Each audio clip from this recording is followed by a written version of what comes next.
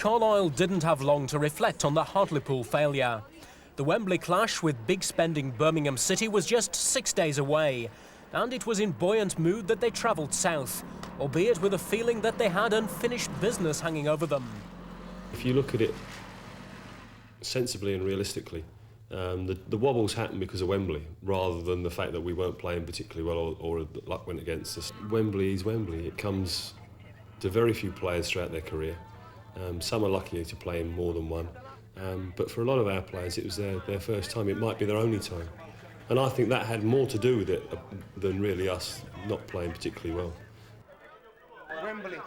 Wembley camp was established at a hotel in Hertfordshire, and Carlisle left nothing to chance as they prepared for the biggest occasion in their history.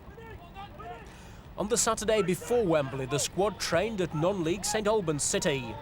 United worked through the moves designed to counter the threat expected from Barry Fry's Birmingham. Wait, you've got 3 reds and 1 blue. Who are you marking? He's a front player. Oh! The ever-industrious United skipper David Reeves put in some extra training, running through the move he planned to carry out at Wembley. As the squad relaxed at the hotel, the coaching team headed for the Twin Towers to make sure that everything was in place for the following day. Mick Wadsworth demonstrated that he could well pursue a lucrative alternative career. This is your first visit to Wembley with Carlisle United, obviously. How do you feel? Honoured. You can't be fairer than that, can you? That is sincerity. He's dug deep in the sincerity pillbox for that pill. Honoured. Well done. Thank you. David Wilkes was actually been in this dressing room as a player, was successful. The Drew. David, how did you play on that day, and how do you feel about being here today as part of my backroom staff, as it were? Well, it's very good, very honoured, very good player, very good player. Very pleased. Thank you, Ozzy. Wembley Sunday, and after a late breakfast, the team were keen to be on their way. The mood, though, was one of confidence. Some of the squad had been there before. Others were making their first visit. All were anticipating the experience that lay ahead with a mixture of nerves and excitement.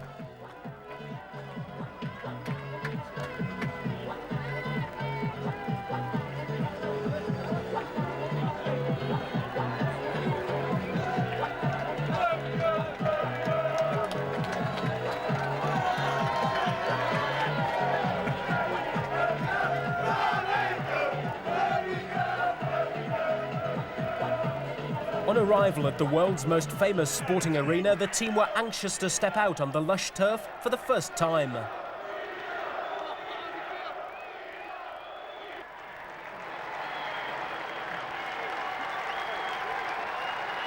David, what do you make of the atmosphere inside here? Oh, it's unbelievable, isn't it? It doesn't happen very much in your career to come to Wembley, and when you do come, you've got to savour it. And it's fantastic, it's unbelievable. It's just building up now, you know, it's going to get busier and busier. And more fans are going to come in as the kick-off draws near, and all the lads are the known of it, really. You know, I think we'll come down to earth again at 3 o'clock, and you know, we'll try and do a job. Nerves, or are you looking forward to it? Oh, nerves. I'm looking forward to it, really. But you know, it's going to be a great day. As long as the fans enjoy it, as long as we give them something to shout about, you know, it's going to be a great day for everyone concerned. A couple of goals for yourself. Well, it would be nice, wouldn't it? You know, I'm just figuring out where to run now when I score. It's absolutely magnificent. I've never experienced anything like it, I don't think. You know, and it's only a quarter full at the moment. Do you think you can go out here and perform if you can't perform on this pitch?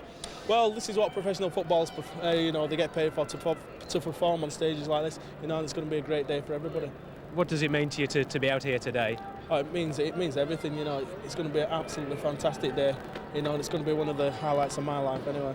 And I know you've said you've done it for your dad as well. Yeah, that's right. Yeah, and I wish I could have been here today, but you know, it wasn't to be. So I'll be thinking of him all the way through. Nothing, though, could prepare them for the deafening roar of almost 77,000 fans, cheering on the Blues of Birmingham and the Blues turned deck chair greens from Branton Park. But to see the families, the mums, the kids, the flag waving, the wigs, the war paint, and this carnival spirit and this festival, which is always very special just to Wembley.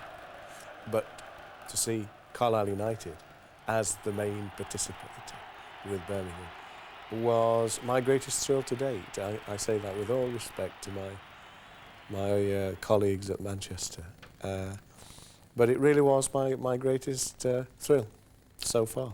Once the weekend came, then I wouldn't have missed it for the world. I mean, it's just a treasure memory, really, in a sense that will be with me forever. And you know, photographs to go with it, the video to go with it. And my dad enjoyed it. You know, at 80-year-old, it was a dream for him.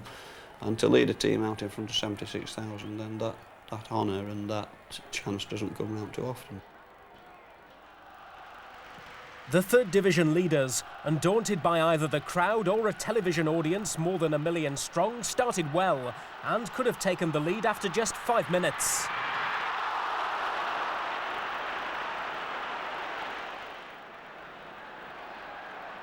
West Cumbrian Tony Craig earned a host of new admirers through his heroics. Early in the second half, Carlisle had a penalty claim turned down when Paul Conway went tumbling in the area. Birmingham, though, were held at bay throughout a scoreless 90 minutes, as for the first time a Wembley Cup final went into sudden death extra time, the so-called golden goal. United came close to scoring it through Paul Conway early in the first extra period.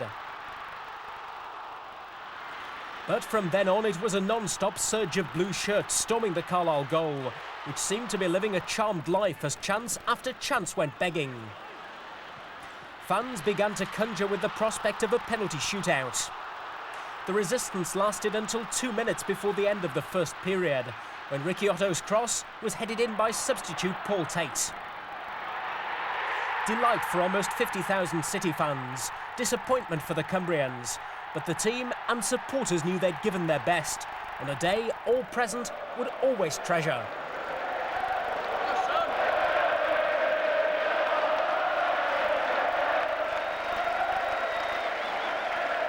We had our chances early on, didn't we? They had a few good chances before they actually scored. But we've got the town crowd today. Listen to it, it's fantastic. A bit depressed at the moment, but that's how the cup is. 1 goal, 1 winner.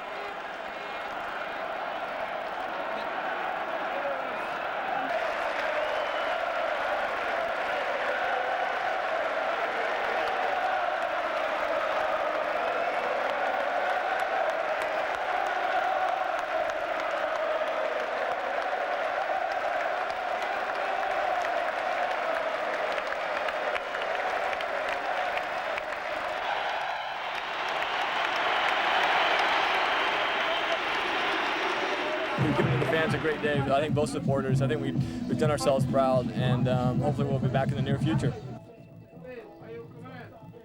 I thought we played terrifically well at times, and the main thing is if they're 1 division above us and £6 million in front of player acquisition, then that'll do for me with my players. I'm quite happy with them.